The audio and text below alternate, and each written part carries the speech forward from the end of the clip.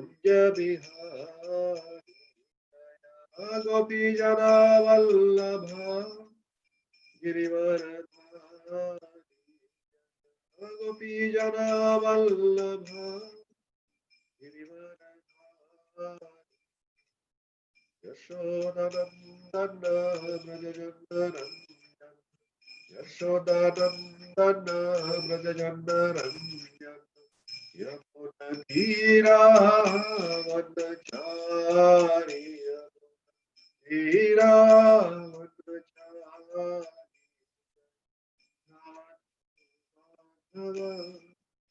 कुंज बिहारी जय राधा कुंज बिहारी कृष्ण हरे कृष्ण कृष्ण कृष्ण हरे हरे हरे राम राम राम हरे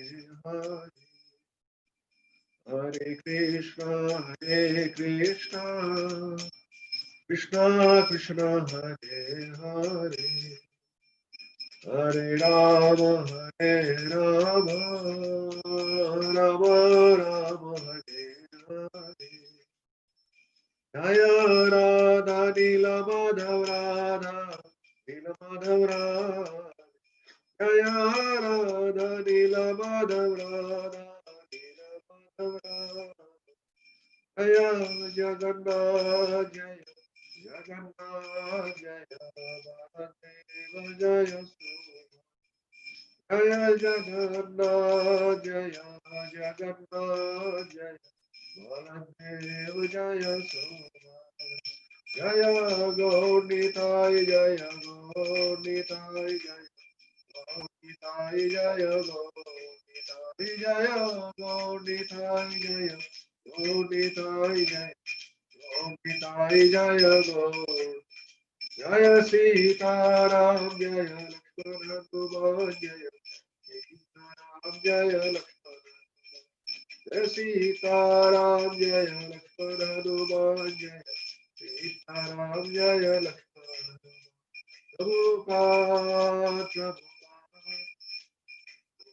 जय जय प्रभुपाद जय जय प्रभुपाद प्रभुपाद प्रभुपाद जय जय प्रभुपाद जय जय गुरुदेव गुरुदेव गुरुदेव जय जय गुरुदेव जय जय गुरुदेव गुरुदेव गुरुदेव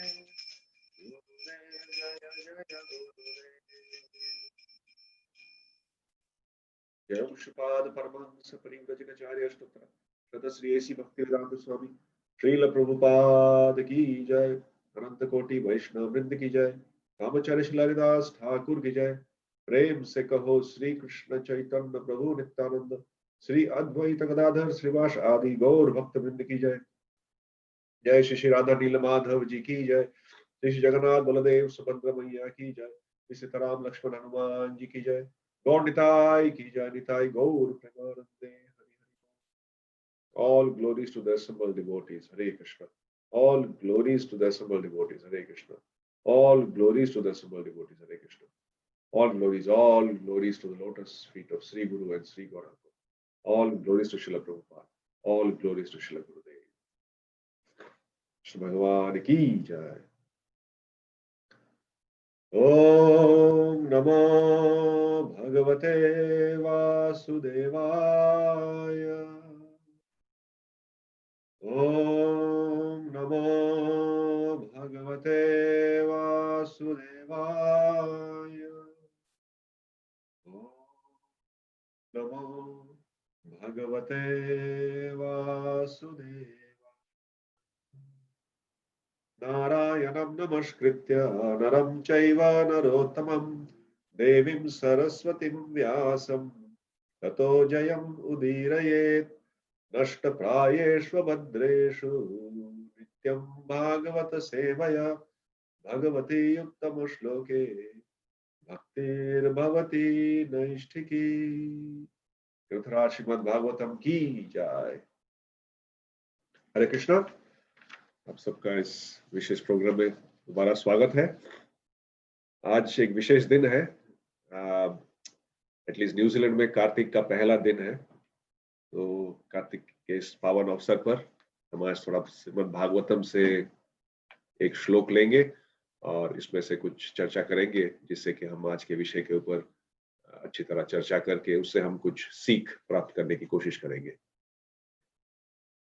तो आज हम लेंगे स्कंद 1 से श्रीमद् भागवतम, पहला स्कंद, अध्याय 19 और श्लोक 16, 1:19-16। तो ये जो श्लोक है ये परीक्षित महाराज कहते हैं और वो व्यक्त करते हैं कि उनकी इच्छा क्या है। तो इसको हम दोहराएंगे, आप मेरे पीछे पीछे दोहराइए प्लीज। पुनश्च भूयाद भगवत्यनन्ते रतिः प्रसंगश्च तदाश्रयेषु महत्सु यामुपयामि सृष्टिं मैत्र्यस्तु सर्वत्र नमो द्विजेभ्यः। पुनश्च भूयाद भगवत्यनन्ते रतिः प्रसंगश्च तदाश्रयेषु महत्सु यामुपयामि सृष्टिं मैत्र्यस्तु सर्वत्र नमो द्विजेभ्यः।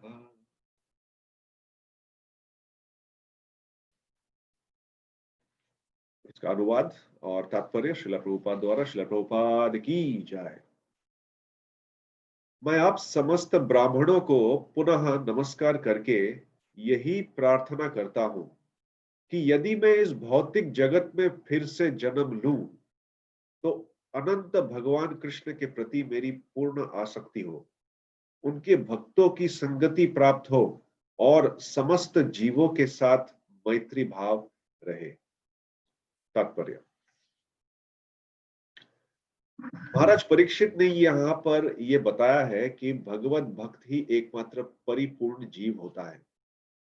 भगवत भक्त किसी का शत्रु नहीं होता, भले ही उसके अनेक शत्रु हो। भगवत भक्त अभक्तों की संगति में नहीं रहना चाहता, यद्यपि उनसे उसकी शत्रुता नहीं होती। वो भगवत भक्तों की ही संगति चाहता है। यह सर्वथा स्वाभाविक है, क्योंकि समान विचारों में ही मैत्री संभव है।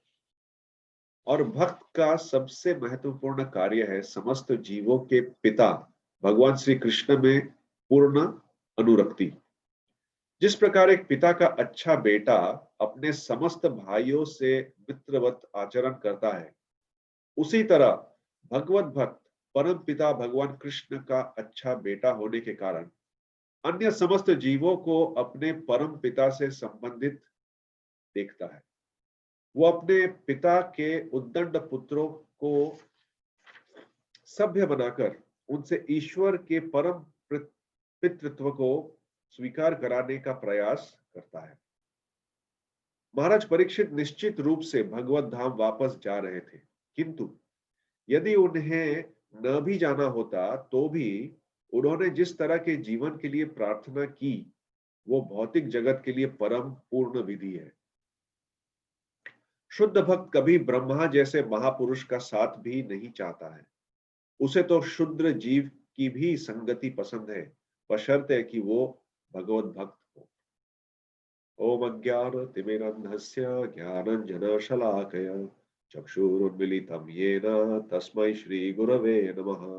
नमो विष्णुपदाय कृष्णप्रेष्ठाय भूतले श्रीमते महाविष्णुगोस्वामीनिति नामिने। नमो विष्णुपदाय कृष्णप्रेष्ठाय भूतले श्रीमते भक्तिवेदांत स्वामिनिति नामिने।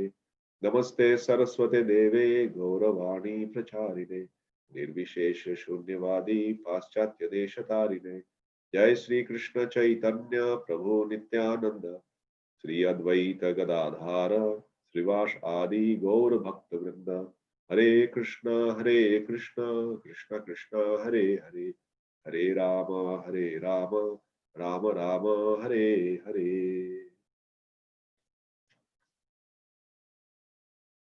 तो इस श्लोक में हम देखते हैं कि महाराज परीक्षित, जो कि उस समय पूरे पूरे विश्व के राजा थे, वो क्या प्रार्थना करते हैं। तो इस श्लोक में वो 3 चीजों की कामना करते हैं, प्रार्थना करते हैं या चाहते हैं। तो 3 चीज क्या क्या है। वो कहते हैं कि अगर मैं दोबारा जन्म लूं, पुनश्च भूयात् भगवत अनंते, पुनः अगर मुझे दोबारा जन्म लेना पड़े तो क्या क्या होना चाहिए। रति प्रसंगश्चतद आश्रयेषु, कि मुझे मेरा जो हृदय है वो कृष्ण में लगा रहे, भगवत भक्ति में लगा रहे। रति मतलब उसके तरफ मेरी आकर्षण रहे। तो वो पहला, कि अगर मुझे जन्म लेना पड़े तो मुझे भगवत भक्ति में रखे और भगवान के प्रति आकर्षित रखे, पहला नंबर। दूसरा वो कहते हैं कि भक्तों का संग, कि पहला तो भगवान की तरफ मेरी आकर्षण रहे। दूसरा प्रसंग, प्रसंग यहाँ कहते हैं रति प्रसंगश्च तद आश्रयेषु, के संग मुझे उस भगवत भक्तों का संग मिले। दूसरा, पहला भगवान के प्रति आकर्षण बनी रहे और दूसरा भगवत भक्तों के संग मिले। तीसरा, सभी जीवों से मैत्री, मैत्री अस्तु सर्वत्र, जितने भी जीव हैं सभी के साथ मैत्री भाव मेरी बनी रहे। तो ये सोचने वाली बात है कि महाराज परीक्षित ये हमारे आपके तरह कोई ऑर्डिनरी आप पर्सन नहीं थे, कोई ऐसे ही आम जनता नहीं थे। वो इस पूरे विश्व के सम्राट थे, राजा। उनके लिए कोई भी भौतिक वस्तु को प्राप्त करना कोई बड़ी बात नहीं थी। उनके पास सभी चीज थे। उनके मन में अगर कोई भी इच्छा होती, भौतिक इच्छा, तो वो वैसे भी उनके पास थी। अगर उनके पास नहीं भी होती तो उनको वो इच्छा पूर्ण करने की पूरी सुविधा थी। तो ऐसा नहीं है कि वो किसी अभाव में थे और अभाव में रहकर उन्होंने प्रार्थना की।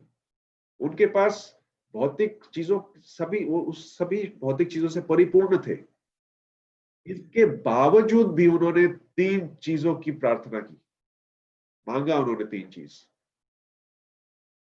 तो सोचने वाली बात यह है कि क्या परीक्षित महाराज के पास ये 3 चीज नहीं थे, या 3 चीज थे लेकिन उनको अपने जितने भी उनके पास जो पोजेशंस हम बोलते हैं, जो कि उपलब्धियां थी, जो भी उनके पास भौतिक या जो भी चीज उनके पास थी, उन सब के उन सबको मिला के उनका जो प्रार्थना थी, वो प्रार्थना में ये सब चीजों का जिक्र नहीं है।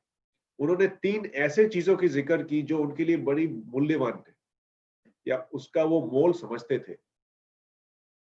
तो कभी कभी प्रश्न ये आता है कि अगर हमें भगवान से प्रार्थना करके कुछ मांगना पड़े तो हम क्या मांगेंगे। ज्यादा करके लोग तो ये भी नहीं जानते कि मान लीजिए एक एक क्षण के लिए कि भगवान आपके सामने आ गए और उन्होंने कहा वत्स मांगो, क्या मांगते हो।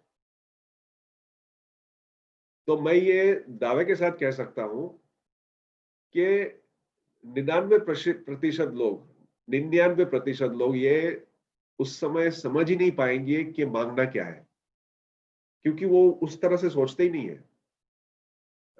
उनका सोच इस भौतिक जगत में और पैसे कमाने में इतना लिमिटेड है कि अगर कोई ऐसे पूछे कि भाई मांगो, क्या मांगते हो, कुछ भी मांग लो, तो लोग वही छोटा मोटा कुछ, वो तो समझेंगे नहीं कि मैं क्या मांगू, क्योंकि वो सोचते रहेंगे कि कैसी कौन सी ऐसी चीज मांगू जो सबसे मूल्यवान हो। और ज्यादा करके लोगों को पता नहीं है कि सबसे मूल्यवान चीज हमारे जीवन में क्या है। और वो 1% में अगर किसी ने मांग भी लिया तो वो क्या मांगेगा। आप समझ सकते हैं क्या मांग सकते हैं लोग आज, स्पेशली आज के समाज में, आज का जो सिचुएशन, उसमें लोग क्या मांगेंगे। लोग मांगेंगे पैसा, मुझे बहुत सारे पैसे दे दो। $1 मिलियन दे दो, $1 बिलियन दे दो, मेरी 3 पुश्तें बैठ के खाएंगी। ऐसे मांगते हैं जैसे हमें लगता है कि ये 3 बिलियन, $1 मिलियन अगर हमें मिल भी गया तो वो हमारे साथ जाएगा, हम इसका भोग कर पाएंगे इस जन्म में और मृत्यु के बाद भी। ऐसा लोग एक गलत धारणा बनी रहती है। तो महाराज परीक्षित जिनके पास सब ऐश्वर्य थे, उन्होंने 3 चीज की कामना की। भगवान के प्रति मेरी आकर्षण बनी रहे, भगवत भक्तों के साथ मेरा संग रहे और सभी जीवों के साथ मेरी मैत्री बनी रहे। तो ये जो 3 चीज हैं, ये सभी भौतिक ऐश्वर्यों के सामने बहुत ही ज्यादा मूल्यवान है। एक मनुष्य जीवन का जो लक्ष्य है उसको पूर्ण करने के लिए ये 3 चीजों की बड़ी बड़ी बड़ी आवश्यकता है, और ये महाराज परीक्षित हमें बताते हैं। तो उनकी इस प्रार्थना से हमें सीख ये मिलता है कि हमारे पास भौतिक कितने भी ऐश्वर्य होने दो, वो सब क्षणिक है, वो आएगा और जाएगा। कभी कभी हमारे मृत्यु के पहले भी जा सकता है, मृत्यु के बाद तो निश्चित ही जाएगा किसी और के पास। लेकिन इन सब चीजों के पीछे हम कितना समय और अपना एनर्जी बर्बाद करते हैं। लेकिन जो जीवन का असली लक्ष्य है उसको ना तो हम समझने की कोशिश करते हैं, और अगर समझ भी जाते हैं तो उस दिशा में बढ़ने का जो हमारे पास जो साहस, जो डिटर्मिनेशन, जो प्रयास होना चाहिए, वो नहीं कर पाते। तो यहाँ पे एक चीज, इन तीनों चीजों में से एक चीज सबसे इंपॉर्टेंट है, वो है संग। भक्तों का संग अगर हो तो भगवान के प्रति रति अपने आप आ जाती है, क्योंकि भक्त भगवान के प्रति उनकी रति व्यक्त करते हैं और उसको बढ़ाते रहते हैं। तो संग अगर सही हो भक्तों का तो भगवत भक्ति भी ऑटोमेटिकली, जो इंग्लिश में बोलते हैं, डिफॉल्ट मोड पे आ जाता है।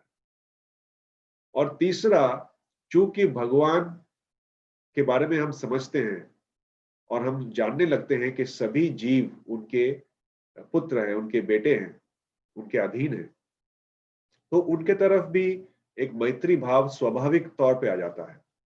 तो ये 3 जो चीजें प्रार्थना में व्यक्त की गई है, वो सबसे, अगर तीनों में से एक चीज हम इंपॉर्टेंट या सबसे उसको जोर देना चाहें तो वो चीज है संग, भक्तों का संग।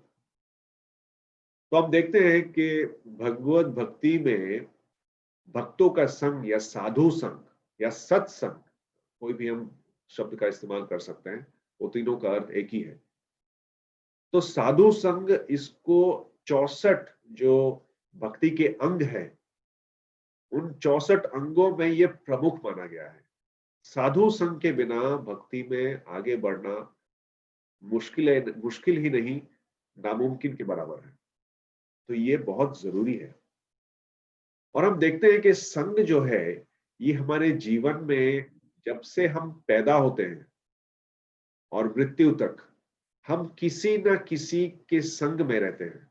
या तो हम संग देते हैं, अपना संग देते हैं उनको, या उनका संग हम लेते हैं।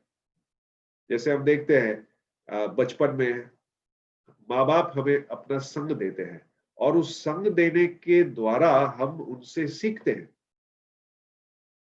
तो संग का मतलब क्या है? उस संग में जब हम उस संग में रहते हैं, लेते हैं या देते हैं, तो एक आदान प्रदान होता है। तो माँ बाप से हम लेते हैं, उनसे ज्ञान प्राप्त करते हैं, उनसे कौशल प्राप्त करते हैं। तो हमारी जो पहली सीख है वो माँ बाप से मिलती है। फिर जैसे जैसे हम स्कूल में जाने लगते हैं, स्कूल के टीचर्स, स्कूल के हमारे आसपास के जो दोस्त बनते हैं, उनसे लेना देना होता है। टीचर से हम लेते हैं, दोस्तों को हम, दोस्तों से भी हम लेते हैं, कभी देते भी हैं। उसी तरह कॉलेज में, फिर जिस बाद में काम में या किसी धंधे में लेना देना होता है। रिश्तों में, चाहे वो शादी का रिश्ता हो, चाहे वो दूसरे अन्य रिश्तेदार हो, उनसे लेना देना होता है। और इस तरह हमारा जो पूरा जीवन है वो संग में ही गुजरता है। सिर्फ हम उस संघ को बहुत ज्यादा अहमियत नहीं देते।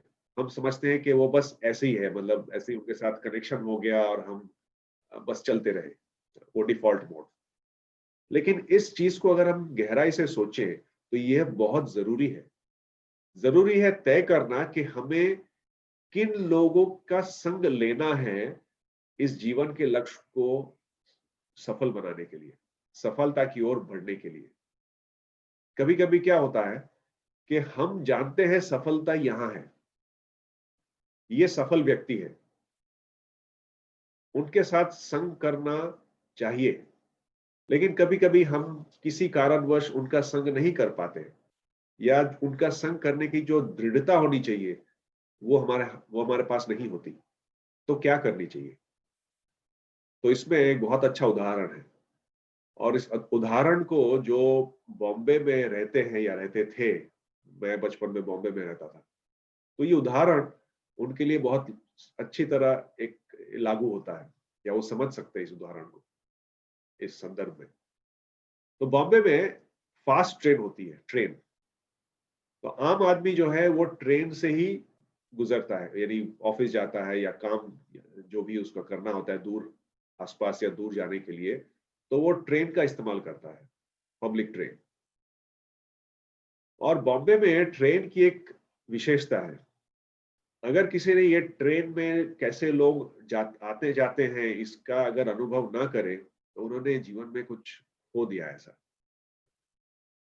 क्योंकि उस ट्रेन में घुसने का एक अलग अनुभव है, और उस ट्रेन से उतरने का भी एक अलग अनुभव है। ऐसा नहीं है कि ट्रेन आया, दरवाजा खुल गया, आप अंदर चले गए, दरवाजा बंद हो गया, फिर वैसे ही उतरते समय दरवाजा खुल गया, आप निकल गए। नहीं, उन ट्रेनों में दरवाजे तो होते हैं लेकिन वो बंद नहीं होते जब तक कि ट्रेन यार्ड में ना चला जाए, तो वो खुला ही होता है। और उस ट्रेन में चाहे वो जहां से भी शुरू हो और जहां से भी आए, खचाखच लोगों से भरा होता है। अंदर तो भरा ही होता है, दरवाजे के बाहर तक लोग, इतने लोग होते हैं कि लोग लटकते हैं बाहर। और कोई इंसान अगर प्लेटफॉर्म में खड़ा हो तो ये देखता है कि ये ट्रेन से लोग उतरते भी हैं, जितने उतरते हैं उससे ज्यादा लोग चढ़ते हैं उस खचाखच से भरा ट्रेन, उसकी मैं बात कर रहा हूँ। तो अगर कोई खड़ा है प्लेटफॉर्म पे तो ये सोचता होगा कि ये ट्रेन में मैं जाऊंगा कैसे, अंदर कैसे घुसूं? घुसना तो है, जाना तो है, लेकिन घुसूं कैसे? तो उसकी एक शैली है, एक कला है। तो कला क्या है? ऐसे लोगों के संग में रहो जिनको ट्रेन के अंदर घुसने की कला आती हो अच्छे तरह, वो कुशल हो उसमें। ऐसे लोगों के संग में रहो, उनके साथ खड़े रहो। तो लोग क्या करते हैं, जो लोग सामने खड़े हैं, एक्सपीरियंस्ड जिसको हम बोलते हैं, उनके साथ जाके हम उनके बीच में जाके खड़े होते हैं। जैसे ही हम खड़े होते हैं, ट्रेन आती है, लोग साइड से निकल जाते हैं, और बीच में जो अंदर घुसने वाले लोग हैं वो खड़े रहते हैं, एकदम दाव पे रहते हैं, एकदम समय के इंतजार में, सही समय के इंतजार में। अगर कोई व्यक्ति ऐसे लोगों के संग में साथ में जस्ट खड़ा रहे, कुछ करने की जरूरत नहीं है, हाथ पैर हिलाने की जरूरत भी नहीं है, आप सिर्फ खड़े रहिए वहां पर। ज्यों लोग उतर गए, तुरंत ये जो लोग खड़े हैं ट्रेन में उतरने के चढ़ने के लिए, उनके साथ आप भी हो, आपको करना कुछ नहीं है, आप सिर्फ खड़े हो वहां पर। आपको पीछे से धक्का दे के जबरदस्ती धमाक के अंदर ट्रेन में घुसा दिया जाएगा। आपको पता भी नहीं लगेगा आप कब ट्रेन में घुस गए। अब आप खड़े हैं ट्रेन में, देख रहे हैं कौन से स्टेशन में आपको उतरना है, लिखा होता है दरवाजे के ऊपर। पहले ऐसे ही था, अभी पता नहीं क्या है। फिर आपके मन में ये टेंशन रहेगा कि भाई मैं चढ़ तो गया इतनी भीड़ में, मैं उतरूंगा कैसे? तो उतरने की भी कला है, कौशल है। तो उतरने के लिए जिस ट्रेन स्टेशन पे आप उतरना चाहते हैं, आपको धीरे धीरे धीरे धीरे सिर्फ पोजीशन लेनी है, यूं, क्योंकि जगह तो है नहीं, भीड़ खचाखच है, तो आपको थोड़ी सी यूं धक्का मार के, यूं धक्का मार के, थोड़ा थोड़ा आपको सिर्फ दरवाजे के एरिया में खड़े रहना है, सामने नहीं। पीछे भी चाहे आप खड़े रहो, लेकिन दरवाजे के वहां खड़े रहना है, बस, और कुछ नहीं करना है। फिर जब ट्रेन उस प्लेटफॉर्म में रुकेगी जहां पे आपको उतरना है, आपको सिर्फ वो पोजीशन लेनी है, जो लोग उतरने वाले हैं उनका संग करना है, और पीछे से आपको यूं धक्का मार के, जैसे आप चढ़े थे वैसे ही धक्का मार के आपको प्लेटफॉर्म पर उतार देंगे, आपका मकसद पूरा हो जाएगा। तो कहने का मतलब यह है कि बिना ज्यादा श्रम किए, परिश्रम किए, बिना बहुत उसमें एंथुजियाज्म कुछ दिखा के, आप सिर्फ संग अगर उस सही लोगों का करे, सही समय पर सही लोगों का संग करे, तो उसका जो नतीजा है वो सफल होगा। तो सफलता खींचकर आप तक आ जाएगी। तो ये है संग का प्रभाव। अब सवाल ये उठता है कि संग हम तय करते हैं या संग हमें प्राप्त होता है। कुछ लोग ऐसा समझते हैं कि नहीं, मैं तो नहीं चाहता था मैं बुरा बनूं, लेकिन मैं बुरा बन गया। आप कभी कभी लोग बोलते हैं ऐसा। तो संग हम चुनते हैं या संग हमें दिया जाता है? नहीं, संग हम चुनते हैं, और हमें चुनने की पूरी आजादी या स्वतंत्रता होती है। लेकिन संग चुनने की जो स्वतंत्रता है, उसके लिए हमें ज्ञान की आवश्यकता है। ज्ञान के लिए बगैर हम चुन नहीं सकते। जिस तरह अगर हमको अगर डायमंड या सोना खरीदना है, तो हमें इसके बारे में थोड़ी सी जानकारी रखनी पड़ेगी कि वो किस तरह के होते हैं, कितने कैरेट का गोल्ड होता है, उनका उनका दाम क्या होता है। उसके बाद हम दुकान में जाके खरीद कर सकते हैं। तो उससे क्या होगा, हमारी जो खरीदारी, जो खरीदना है हमें, वो हम और अच्छे से कर पाएंगे, ज्ञान पूर्वक। तो उसी तरह संग लेने के पहले ज्ञान का होना बहुत जरूरी है। और अगर ज्ञान नहीं हो, सही ज्ञान नहीं हो, तो हमें पता नहीं लगेगा कि जीवन का लक्ष्य क्या है, मुझे इस संग से क्या हासिल करनी है। जैसे आमतौर पे हम देखते हैं कुछ लोग, ये काफी आम बात थी काफी टाइम तक, अभी पता नहीं अभी भी चल रही होगी, ये किटी पार्टियां होती है। आप सब जानते हैं किटी पार्टी। तो खासकर जो थोड़े से समाज में उच्च स्तर पर हैं, उनकी बीवियां या कभी कभी वो खुद भी पार्टियों में जाते हैं, और पार्टियों में जाके जिन लोगों के साथ वो उठते बैठते हैं, या जिनके साथ उनका संबंध है, ऐसे लोगों के साथ वो संग करते हैं। और उस संग में क्या बातें होती हैं? तू मैं, गॉसिप, इसके बारे में, उसके बारे में, इसके बेटी के बारे में, उसके बेटा के बारे में, किसी के माँ बाप के बारे में, किसी के पति के बारे में, किसी के पत्नी के बारे में, यही सब बातें होती रहती है। इन बातों से ना किसी का फायदा है, ना किसी को कोई ज्ञान प्राप्त होता है, लेकिन लोग ऐसे ही बात करते हैं। लेकिन ये जो बातें हैं, ये बहुत ही बेरस और बोरिंग होती है। तो उसको उन बातों को थोड़ा सा उनमें रस लाने के लिए वो क्या करते हैं, वो वो रस लेके आते हैं, वो पीते हैं। तो उनको दारू की जरूरत पड़ती है, तो वहां पे दारू आ जाता है।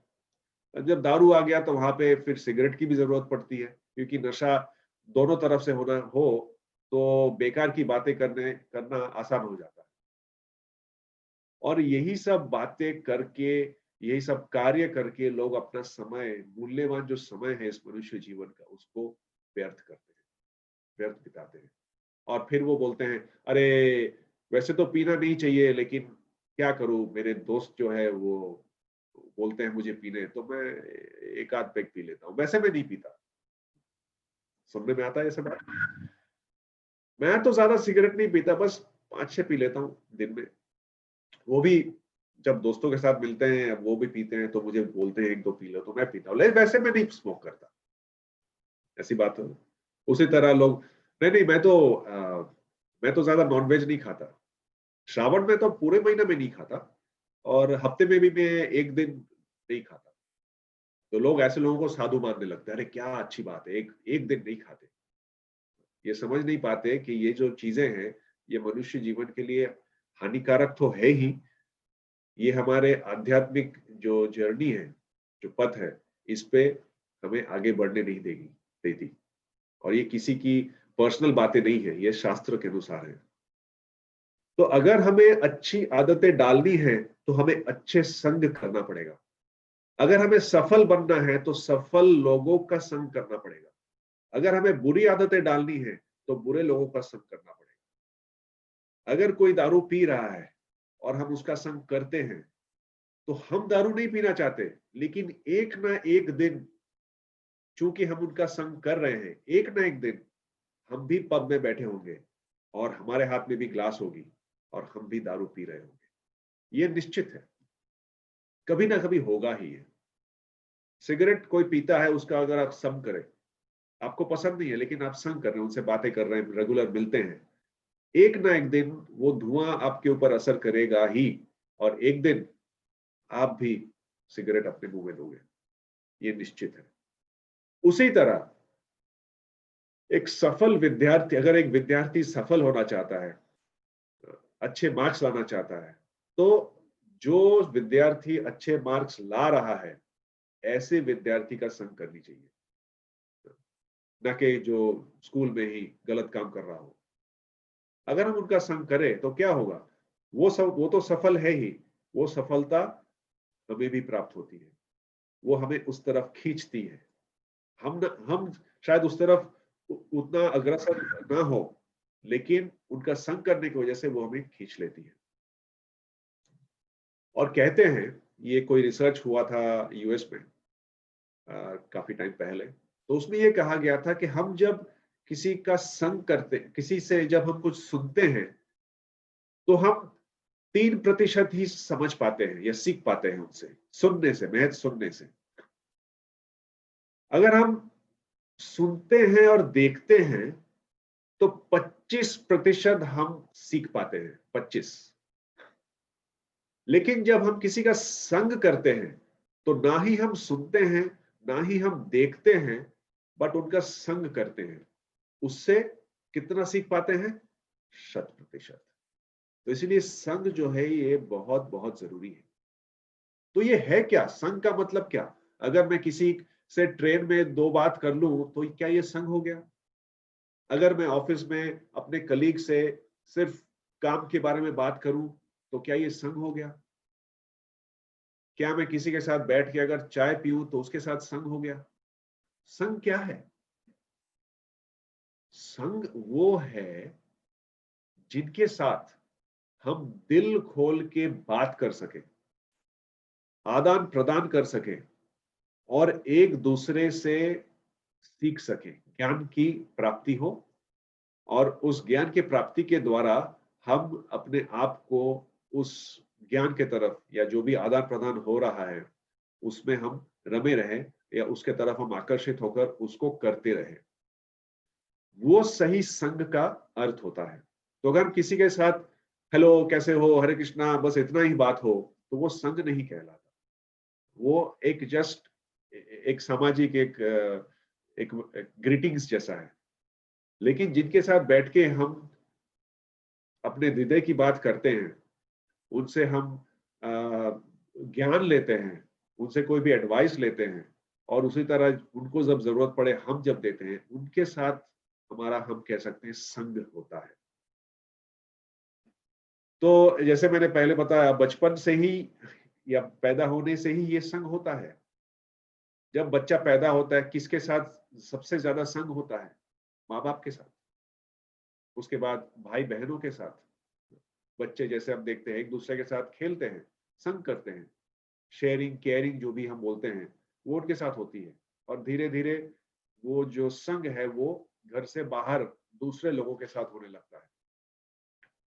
लेकिन किसी भी परिस्थिति में हम देखते हैं, हम जब दोस्त बनाते हैं, ऐसा नहीं है कि दोस्त हमारे सामने आ गया, कोई भी आ गया और हम बोले अरे हम आपके साथ संग करना चाहते हैं।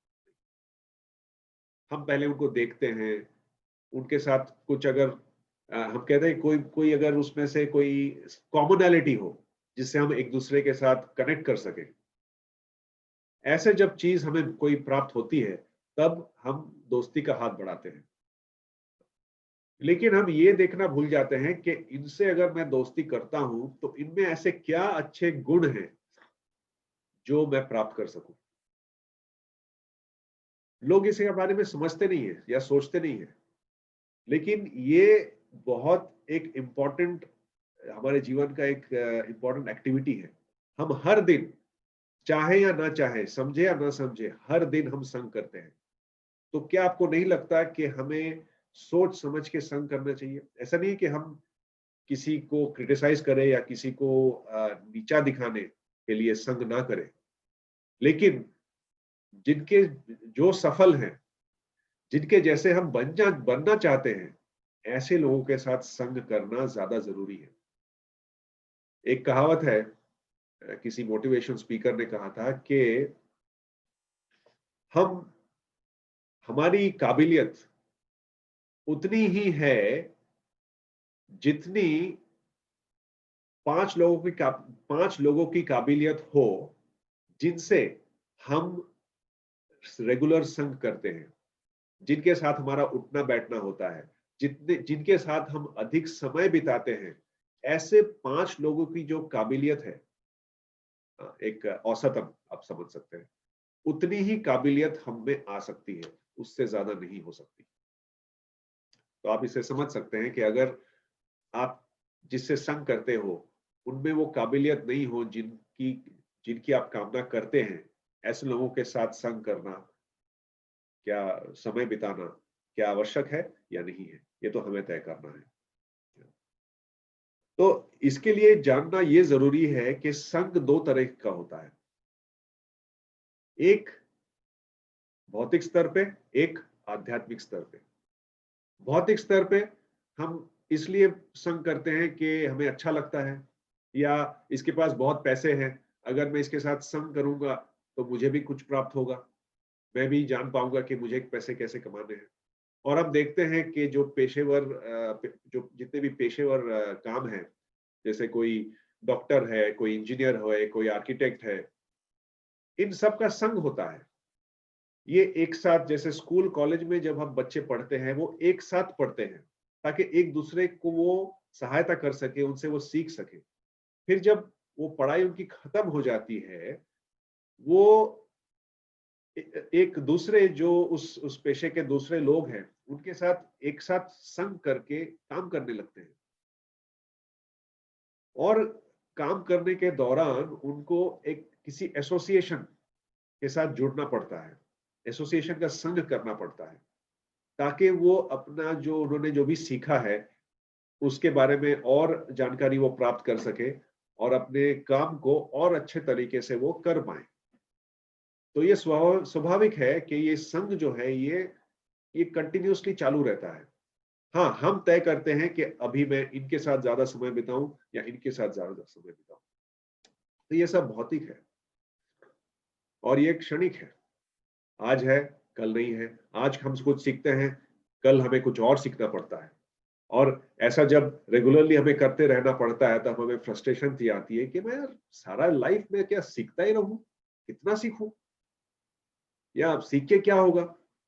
उससे तो ना मुझे प्रमोशन मिलता है, ना मेरी तनख्वाह में वृद्धि होती है, इसका क्या फायदा। ऐसा लोग समझते हैं, सोचने लगते हैं। तो इस तरह के प्रश्न आना स्वाभाविक है। तो जो आध्यात्मिक है, इसमें अच्छाई भी है, बुराई भी है। जैसे मैंने कहा, अगर किसी ऐसे लोगों के साथ संग हम करें जो काम में तो बहुत बढ़िया हो, कुशल हो, लेकिन साथ में बुरी आदतें भी हो, तो ऐसे लोगों का संग अगर हम करते हैं तो शायद हमें काम में सफलता मिले, लेकिन जिंदगी में बुरी आदतों से हम घिर जाएंगे, क्योंकि उनका भी वही स्वभाव है, वही स्वभाव हमारे अंदर भी आ सकती है। तो हमें बहुत सतर्क रहना है। और दूसरी तरफ, अगर हम ऐसे लोगों का संग करें जो आध्यात्म की ओर बढ़ रहे हैं, जो इस मार्ग में बढ़ चुके हैं और अपने जीवन में वो सुख शांति को महसूस कर रहे हैं, ऐसे लोगों के साथ अगर हम संग करें तो उसी सुख और शांति जो हमारी कामना होती है, किसी भी की भी कामना होती है, वो हमारे अंदर आ जाती है। यहाँ पे हम देखते हैं मैं न्यूजीलैंड में रहता हूँ, तो यहाँ पे काफी यंग लड़के आते हैं, लड़के लड़की पढ़ने। और यहाँ जब पढ़ने आते हैं तभी कभी भक्तों का संग होता है, कभी वो भक्तों से मिलते हैं और भक्त उन्हें किसी प्रोग्राम में बुलाते हैं या मंदिर में आमंत्रण करते हैं आने के लिए, और वो जाते हैं। यहाँ तो है नहीं, अकेले हैं, माँ बाप नहीं है, दोस्त नहीं है, तो वहां उनको अच्छा लगता है। जब वो अच्छा लगता है उन्हें प्रोग्राम में, तो वो प्रोग्राम में हर हफ्ते या जब भी मौका लगे वो जाने की कोशिश करते हैं।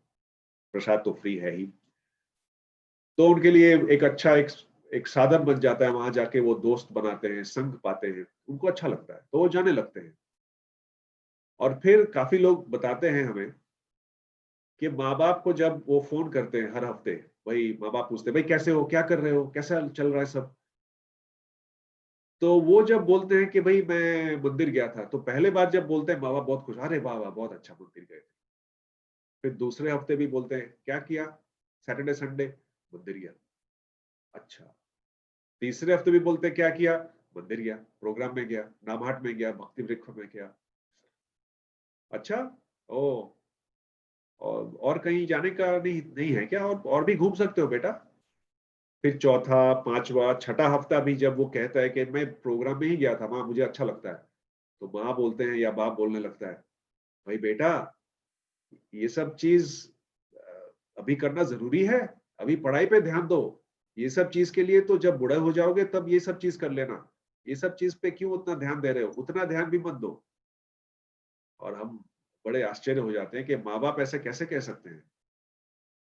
वही बच्चा अगर ये कहता है कि भाई मैं सैटरडे को थोड़ा पब चला गया था, दोस्तों के साथ थोड़ा पी लिया था मैंने थोड़ा, तो आप कहना हाँ ठीक है, वो कभी कभार चलता है, हाँ वो चलेगा। तो अगर आपको बच्चा पब जाता है तो माँ बाप ये सोचते हैं कि वो स्वाभाविक है आज के समाज में। लेकिन बच्चा अगर हर हफ्ते मंदिर जाता हो या किसी अच्छे प्रोग्राम में भगवत गीता पढ़ रहा हो, जाप कर रहा हो, तो उनको एक एक टेंशन सा बना रहता है कि कहीं मेरा बेटा सब छोड़ छाड़ के चला तो नहीं जाएगा, क्योंकि वो समझते नहीं है कि भक्त बनने का अर्थ क्या है। तो भौतिक संघ और आध्यात्मिक संघ में बहुत बड़ा अंतर है। भौतिक संघ में हमें सिर्फ इस जीवन के लिए जो भी चीजें की जरूरत है, जो क्षणिक है, ऐसी प्राप्ति हो सकती है अगर हम सफल व्यक्ति का संग करें। लेकिन हम आध्यात्मिक किसी का संग करें तो हमें आध्यात्मिक और भौतिक दोनों की प्राप्ति हो सकती है, दोनों में सफलता प्राप्त हो सकता है। तो इसीलिए कहते हैं कि जिसका आप संग करो, उनके गुण, उनकी कला, उनका ज्ञान, वो भी हमें आसानी से प्राप्त हो सकता है। और चैतन्य चरितामृत के मध्य लीला में एक बहुत अच्छा श्लोक है जो बहुत सारे भक्त जानते हैं। तो कहते हैं कि साधु संग सर्वशास्त्रे कय, लबमात्र साधु संग सर्व सिद्धि है।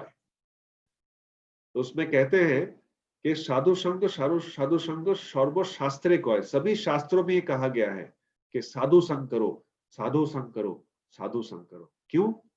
लब मात्र, लब लब मतलब 1/11 ऑफ अ सेकेंड। एक सेकेंड की हम बात करते हैं ना, ये 1/11, वो एक लब है, मतलब जस्ट एक क्षण है, छोटा सा। लब मात्र साधु संग, उतना भी अगर हमें उतने समय के लिए भी साधु संग प्राप्त हो तो क्या होगा, सर्व सिद्धि है। हमें इस मनुष्य जीवन का जो लक्ष्य है उसको प्राप्त करने में सफलता अवश्य मिलेगी। तो ये जो संघ है, ये क्या है, जैसे हमने कहा, दिल खोल के बात करना, आदान प्रदान करना। क्यों करनी चाहिए? ताकि हम आसानी से सीख सकें, अपने चरित्र को का निर्माण कर सकें जो सही तरह सही होना चाहिए। और किन से करनी चाहिए, ये हमें ज्ञान पूर्वक चयन करना पड़ेगा। और कैसे संग कैसे करना चाहिए, कि चलो ठीक है, हमें पता लगा कि भाई ये भक्त हैं, ये साधु हैं। और भक्त का मतलब ये नहीं कि उन्होंने सब छोड़ छाड़ के हिमालय को चले गए, कुछ ब्रह्मचारी हैं जो मंदिर में हैं, लेकिन ज्यादा करके जो भक्त हैं आजकल वो गृहस्थ भक्त हैं। ऐसे भक्त भक्त हैं जिनका खुद का काम है या जिनका खुद का कोई धंधा है, वो जिनके पास परिवार है, बीवी है, बच्चे हैं, माँ बाप हैं, उन जिनका वो देखभाल कर रहे हैं, ऐसे सब चीजों को संभाल के वो फिर भी भक्ति के पथ में लगे हैं। ऐसे लोगों से हमें संग करनी है ताकि हमारा भौतिक कार्य भी सफल हो और हमारा आध्यात्मिक जो कार्य है वो भी सफल हो। और जब हम देखते हैं कि ये दो चीजों में हमें सफलता प्राप्त हो रही है, अंदर से एक एक सुख शांति का अनुभव होगा ही। ऑफ कोर्स हम शास्त्रों के हिसाब से जानते हैं कि जो भौतिक जो हमारी जर्नी है, जो हमारा रास्ता है, वो तो हमें प्राप्त होगा ही, लेकिन जो तकलीफों से हम गुजरते हैं इस भौतिक दुनिया में, उसमें भी अगर हम सही संग में रहे तो जो तकलीफें हैं वो हमें उतनी जो कहते हैं पीड़ित नहीं करती। हम समझने लगते हैं कि ठीक है, ये भक्त है, उसके इस लाइफ में भी कितना प्रॉब्लम आया, वो गुजर गया ना, तो मैं भी गुजर जाऊं। और अगर हम अकेले हो तो हमें लगता है क्या मैं कर पाऊंगा, क्या कृष्णा में देखेंगे, ऐसा ऐसे हमारे पास डाउट्स आते हैं मन में। तो संग में वो डाउट्स खत्म हो जाते हैं। तो भक्त जब एक दूसरे के साथ मिलते हैं वो करते क्या है? उपदेशामृत में 6 चीजों के बारे में बताया गया है। रूप गोस्वामी बताते हैं, ददाति प्रतिगृह्णाति गुह्यम आख्याति पृच्छति भुंक्ते भोजायते चैव षड्विधम प्रीति लक्षणम। रूप गोस्वामी कहता है कि 6 चीजों का आदान प्रदान जब होता है वो सही संग कहलाता है, वो सही संग करने का तरीका कहलाता है। तो उसमें क्या होता है? ददाति प्रतिगृह्णाति। ददाति मतलब कोई देना, उपहार देना, उपहार ग्रहण करना बिना किसी एक्सपेक्टेशन के कि भाई मैंने उनको दिया, मुझे क्या मिलेगा। जैसे हम देखते हैं आमतौर शादियों में, जब हम किसी को गिफ्ट देते हैं शादी में, किसी का बच्चा हो, किसी का जो भी हो, भाई बहन हो, तो जो गिफ्ट हम देते हैं वो लोग नोट करके रखते हैं कि भाई उसने इतने पैसे दिए। और फिर हमारे परिवार में अगर किसी की शादी हो और हमने उनको आमंत्रण किया, तो वो देखते हैं कि भाई उसने इतने पैसे दिए तो हमें भी उतने ही पैसे देने हैं। तो ये भौतिक जो आदान प्रदान है वो एक्सपेक्टेशन पे बेस्ड है। भाई मैंने आपको इतना दिया, आप भी अगर मुझे उतना दोगे तो आगे मैं आपको उतना देता रहूंगा। अगर आपने देना बंद कर दिया तो मैं भी, तो आदान प्रदान। लेकिन जो भक्त, जो सही संग है, उसमें जो आदान प्रदान होता है उसमें एक्सपेक्टेशन नहीं होता, हम देते हैं। लेकिन जब हम देते हैं तो सामने वाले के मन में ये भावना आती है कि मुझे भी देना है। तो उसी तरह लेना और देना दोनों साथ में होता है। सो ददाति प्रतिगृह्णाति गुह्यम आख्याति पृच्छति। जब लेना देना होता है तब क्या होता है, लोग एक दूसरे के साथ दिल खोलकर बातें करने लगते हैं। अपने जीवन में जो भी तकलीफें हैं, जो भी अच्छे चीज हो रहे हैं, किसी ने घर खरीदा, गाड़ी खरीदा, या जो भी है, मतलब गहराई में जाके, ऐसा नहीं कि ऐसे ही खरीदा, मतलब ऐसे बोलने के लिए, दिखाने के लिए नहीं, कि उस चीज को हासिल करने के लिए, प्राप्त करने के लिए क्या क्या तकलीफों से उनको गुजरना पड़ा, ऐसा वो दिल खोल के बताते हैं। कोई अगर तकलीफ भी है तो आमतौर पे तो सबको नहीं बता सकते, लेकिन कुछ ऐसे गिने चुने लोग हैं जिनको वो, उनसे वो शेयर करते हैं। तो वो तीसरा और चौथा काम। तो ददाति प्रतिगृह्णाति गुह्यम आख्याति पृच्छति। आख्याति पृच्छति, पूछना और किसी से सुनना। और पांचवा और छठा सबसे जरूरी बातें हैं। वो क्या है? भुंक्ते भोजयते चैव, यानी एक दूसरे को बुलाओ और पेट भर के प्रसाद खिलाओ। भक्त तो खाना नहीं खाते, भक्त सिर्फ प्रसाद ग्रहण करते हैं और वो खिलाते हैं और खाते हैं प्रसाद। तो भुंक्ते भोजयते चैव, ध्रुव गोस्वामी कहते हैं, षड विधम प्रीति लक्षणम, कि ये षड षड मतलब 6, ये 6 तरह के लक्षण हैं जो एक दूसरे के साथ प्रीति प्रेम पूर्वक लोग एक दूसरे के साथ करते हैं संग करने के लिए। तो ये जो 6 चीज है ये बहुत बहुत जरूरी है। तो ये जब हम संग करते हैं इसका हमें जानकारी लेना बहुत जरूरी है, जानना जरूरी है कि हम इस तरह से जिनके साथ हम दिल खोल के बात करें, जिनके साथ हम लेना देना हो बिना एक्सपेक्टेशन के, और जिनके साथ हम प्रसाद देते हैं और खिलाते हैं या खाने जाते हैं जिनके घर में या जिनके साथ, ऐसे लोगों का संग बहुत जरूरी है। और हम देखते हैं कि भौतिक जगत में भी अगर मान लीजिए एक बिजनेसमैन दूसरे बिजनेसमैन के साथ संग करना चाहता है, उनके साथ एक रिश्ता जोड़ना चाहता है, तो वो क्या करता है? वो एक पार्टी देता है बड़े 5 स्टार होटल में और बुलाता है जिनके साथ भी उनको संग करना है, जिनके साथ भी उनको बिजनेस करनी है, तो उनको बुलाता है। बुला के वो क्या करता है? उनको गिफ्ट देता है, अच्छे बड़े बक्से में पैक करके अच्छे से, भाई ये गिफ्ट आपके लिए, आप आए हैं इतनी मेहनत से इस पार्टी में, आपके लिए गिफ्ट है। जो गिफ्ट दिया तो क्या हुआ? उनका मन, वो खुश हो गए, अरे वाह क्या बात है। गिफ्ट किसी को अच्छा नहीं लगता? आप बताइए, कोई भी छोटा से छोटा गिफ्ट हो सभी को अच्छा लगता है। फिर गिफ्ट देके उसको बोला, भाई आप आइए, आज हमारे तरफ से खाना है, जो भी आप चाहे खा सकते हैं। तो ये दूसरा, गिफ्ट सभी को अच्छा लगता है और खाने पे बुलाए जाने पर सभी को अच्छा लगता है। ओ आज खाना उनके साथ, वो खिलाएंगे। तो ये सब, ये दो कार्य होने के कारण जो सामने वाला है वो खुश हो जाता है।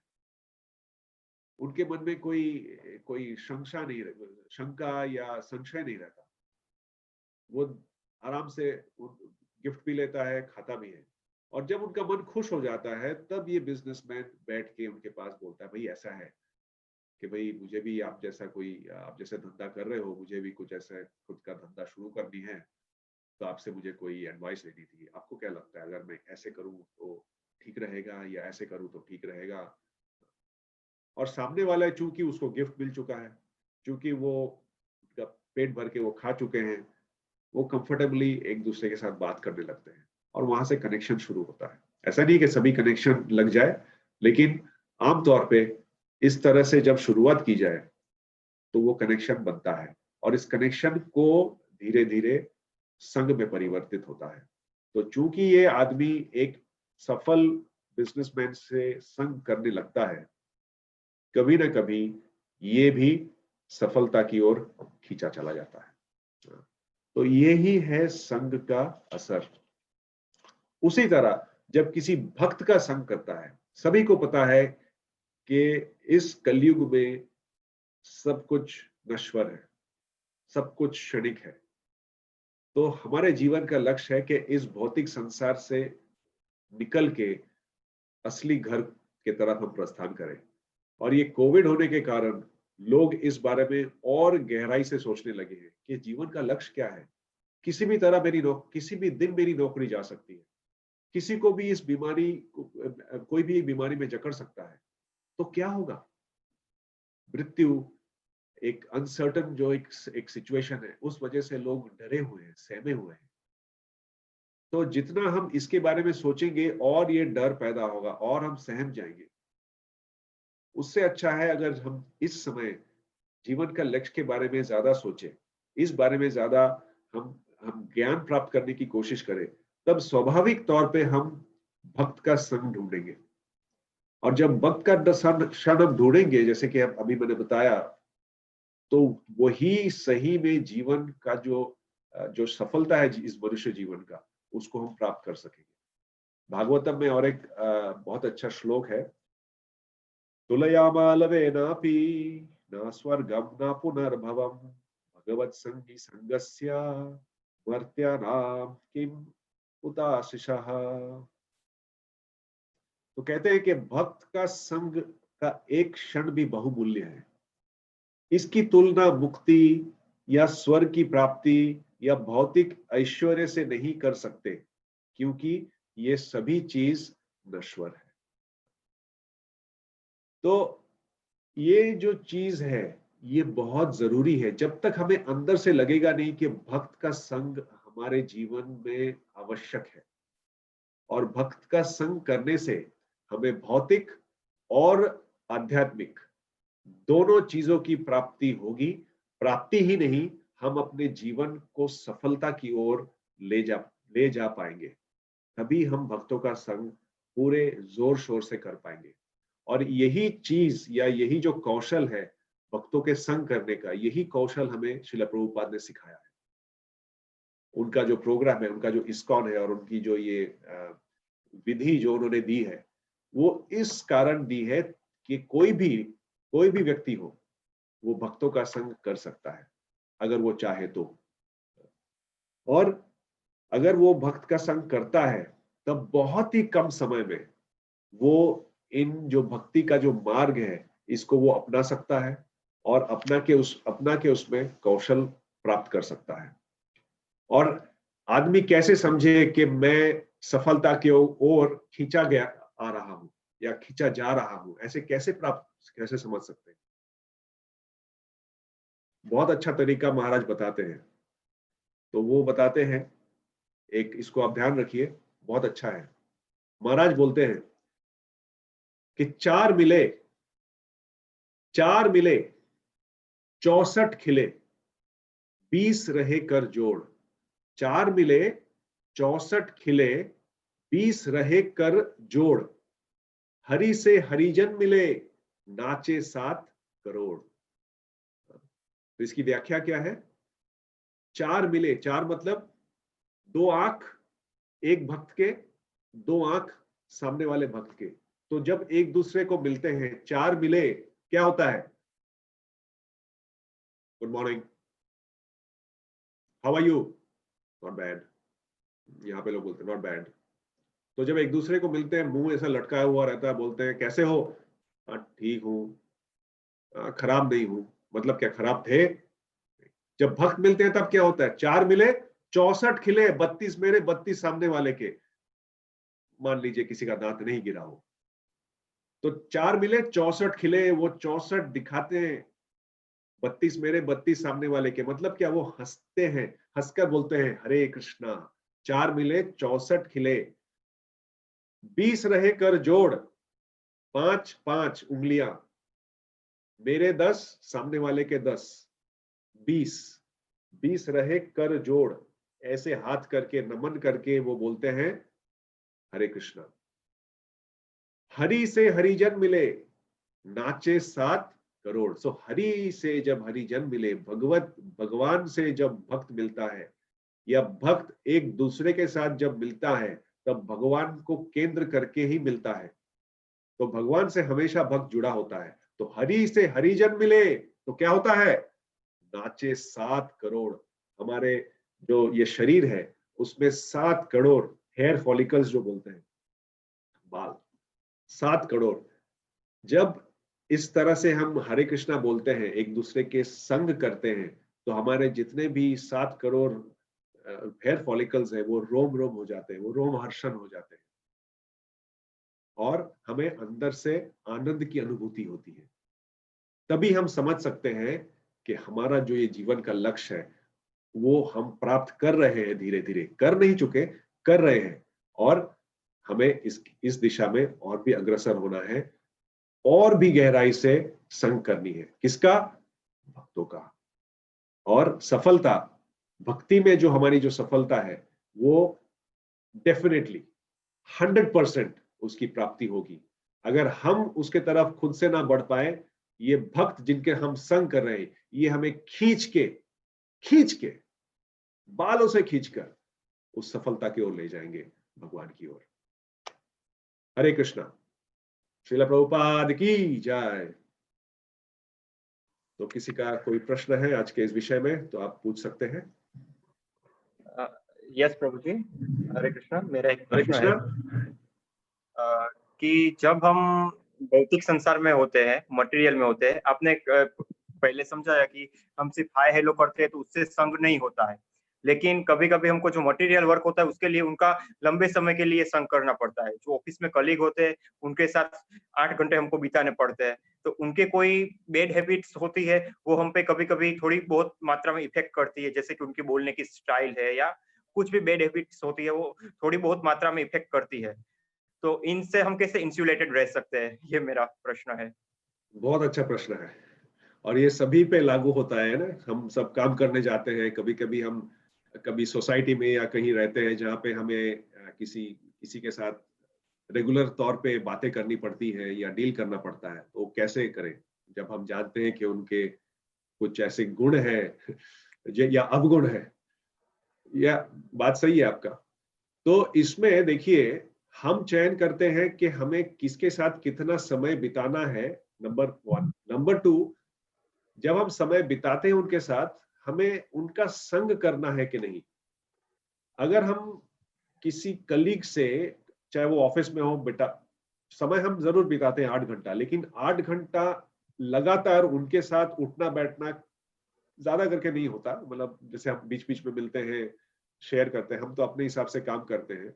मान लीजिए आप उनके साथ 8 घंटा भी हो तो डेफिनेटली प्रभाव तो पड़ता ही है। लेकिन अगर हमारा भक्तों का संग बहुत स्ट्रांग हो, यानी जैसे मान लीजिए ऑफिस में हम उनका संग करें, लेकिन जब ऑफिस से हम निकल जाएं, घर पे आए या मंदिर में जाए, तब भक्तों का संग और जोर से करें कि उनके साथ हम शेयर करें हमारे साथ क्या हो रहा है, हमारे क्या तकलीफें हैं, किससे हम गुजर रहे हैं।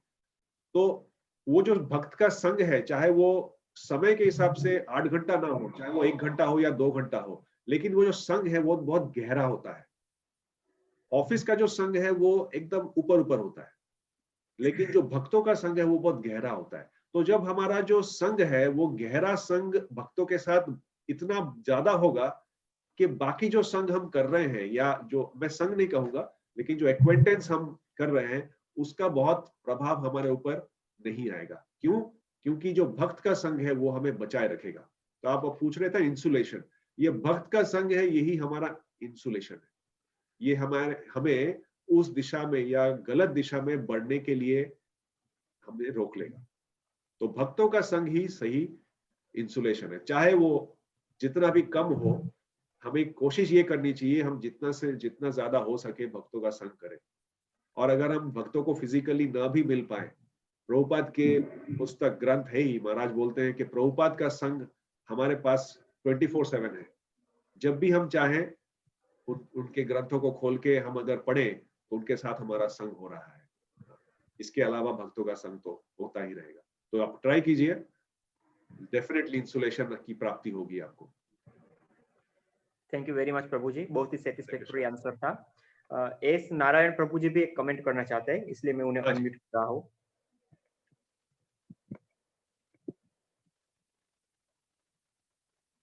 हरे कृष्ण प्रभु जी। हरे कृष्ण प्रभु जी, दंडवत प्रणाम। प्रभु, बहुत ही आनंद आता है आपका प्रवचन सुन करके, इतने सरल भाषा में और इतने सुंदर ढंग से आप विषय को प्रस्तुत करते हैं, बस आनंद ही आनंद आ जाता है। मैं इसमें कुछ ज्यादा कह नहीं सकता हूँ, इसलिए कि आपने सब कुछ तो बिल्कुल अच्छी तरह से बता ही दिया। बस मुझे कुछ संतों की वाणी याद आई तो मैंने कहा उसी में थोड़ा सा ऐड कर देते हैं। बिल्कुल, बहुत बढ़िया प्रभु। बात की पुष्टि कर रहा है और ज्यादा कुछ उसमें कहना नहीं है मुझे। तो मैंने बचपन में जब हम स्कूल के डेज में अपने पढ़ाई हिंदी की भाषा की पुस्तकें पढ़ा करते थे, तो हम लोगों को कबीर दास जी, रहीम दास जी, इन सब लोगों की बहुत सारी बातें उन दिनों पढ़ाई जाती थी, जो आज भी जीवन में वो दिमाग में बिल्कुल बैठ गई है, तो हर समय वो सामने आ ही जाती है। तो कबीर दास जी की मैं कुछ बातें इसी सत्संग के संबंध में उन्होंने जो कही मैं आपको बताता हूँ। वो कहते हैं कि एक घड़ी आधी घड़ी, आधी में पुनि आध, कबीरा संगति साधु की, काटे कोटिक व्याध। फिर वो कहते हैं कि कबीरा संगति साधु की, ज्यों गंधी की बास, जो कछु गंधी दे नहीं, तो भी बास सुबास। कबीरदास जी कह रहे हैं कि साधु की संगति जो है, सत्संग, इतनी अच्छी होती है कि यदि आप किसी साधु के संग जाइए और वो भले ही आपको कोई ज्ञान ना दे तो भी, जैसे आप गंधी इत्र बेचने वाला व्यक्ति होता है, उसके संपर्क में जब आप जाइए, चाहे आप इत्र खरीदिए या ना खरीदिए, वो आपको कुछ दे या ना दे, लेकिन उसकी महक आपको अपने आप मिल जाएगी, बिना खरीदे हुए, वो बिना मोल के आपको मिल जाएगी, क्योंकि उसके पास है वो, और वो विस्तार में है उसके पास।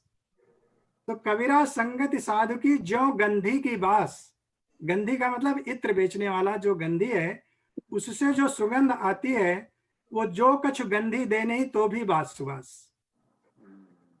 फिर कहते हैं कि जीवन यौवन राजमद अविचल रहे न कोय, जीवन यौवन राजमद अविचल रहे न कोय, जहि दिन जाए सत्संग जीवन का फल सोए।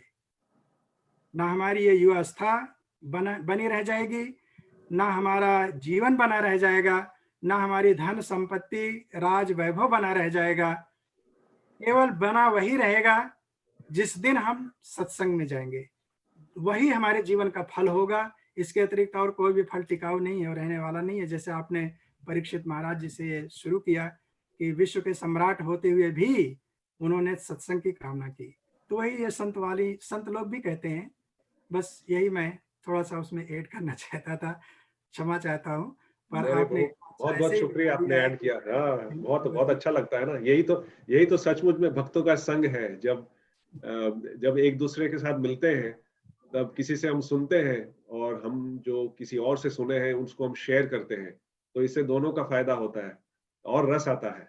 तो बहुत बहुत शुक्रिया प्रभु, इसी तरह प्लीज शेयर करते रहिए। और किसी का कोई प्रश्न या किसी को कुछ शेयर करना है? अब आई थिंक किसी को शेयर नहीं करना है। ठीक है। और मैं अब सर्वेश्वर प्रभु जी का भी खूब खूब धन्यवाद कहना चाहता हूँ, जिन्होंने ये कबीर के दोहे से हम सबको बहुत अच्छा कबीर का दोहा सुनाया और समझाया। और उसी के साथ सुहेत प्रभु जी का मैं खूब खूब धन्यवाद करना चाहता हूँ, जिन्होंने खूब ही इतना अच्छा लेक्चर दिया। मैं इस्कॉन मंदिर राजकोट की तरफ से, वैष्णव सेवा प्रभु जी की तरफ से और इस्कॉन मंदिर राजकोट के सभी श्रोताओं की तरफ से सुहित प्रभु जी का खूब खूब धन्यवाद करना चाहता हूँ, जिन्होंने ये बहुत ही सुंदर लेक्चर एसोसिएशन के ऊपर, संघ के ऊपर कहा। अब उनका नेक्स्ट मंथ, उनके नेक्स्ट टर्म में हमारी वापस उनसे मुलाकात होगी। तब तक के लिए सबको हरे कृष्णा। और कल के लेक्चर की अनाउंसमेंट थोड़ी देर बाद सब ग्रुप्स में हो जाएगी। हरे कृष्णा टू ऑल। हरे कृष्णा। प्रभुपाद की जय।